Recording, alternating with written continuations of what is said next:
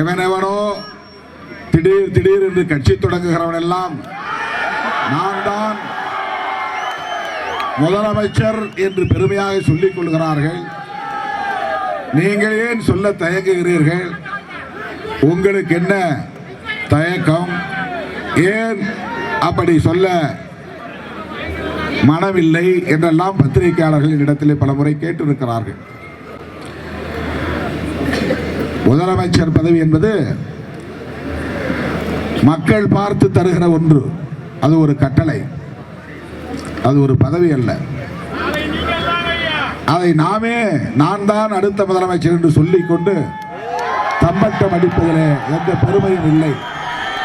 விடுதலை சிறுத்தைகள் இல்லாமல் தமிழ்நாட்டு அரசியல் யாராலும் காய் நகர்த்த முடியாது.